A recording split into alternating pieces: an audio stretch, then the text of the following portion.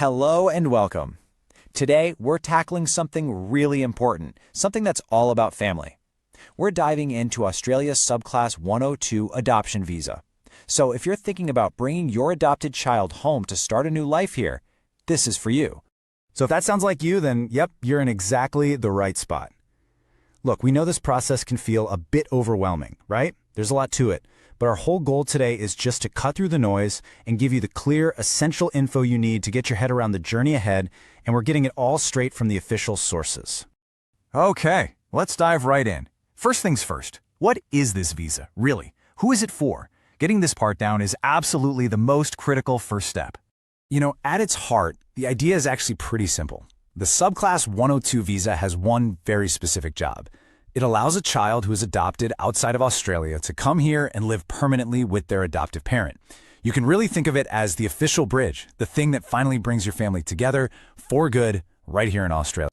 All right, now we're getting to what is, without a doubt, the most crucial part of this whole thing: eligibility. Seriously, getting these details right from the get-go is the key to making this application process as smooth as possible. So let's walk through exactly what the Department of Home Affairs is looking for. Okay, so there are basically three big rules, three non-negotiables when it comes to eligibility. First up, the child's age, and as you'll see, this is a really big one. Second, where the child is physically located during the process is super specific. And third, the adoption itself needs to be legally done and dusted, or at the very least, in the final stages. We're going to break down the age and location rules because that's where timing becomes everything. Now, what's really interesting here is that the under 18 rule isn't just a one-time check. Nope, it actually applies at three different really critical moments.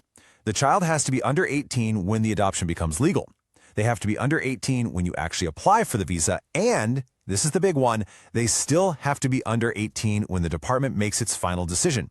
So you can see timing is literally everything here. Any kind of delay could put the whole thing at risk. And the next rule, it's just as strict. It's all about location.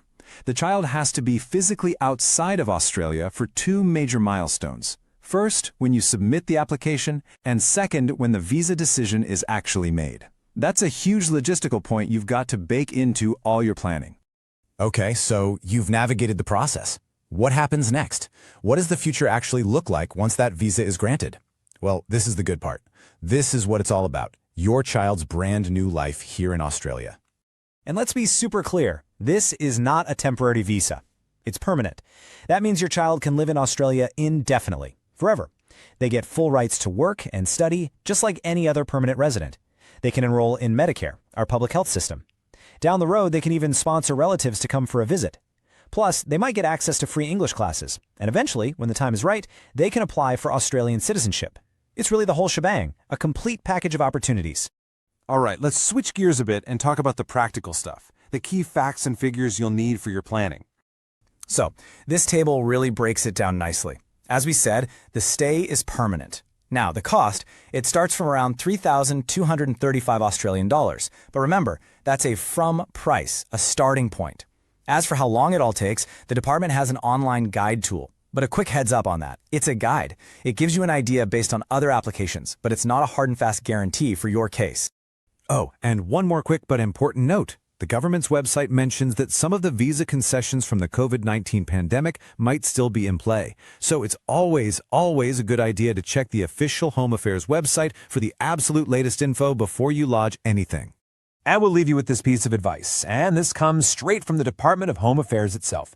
If you're thinking about getting help with your visa, say from a migration agent, they strongly recommend you do your research.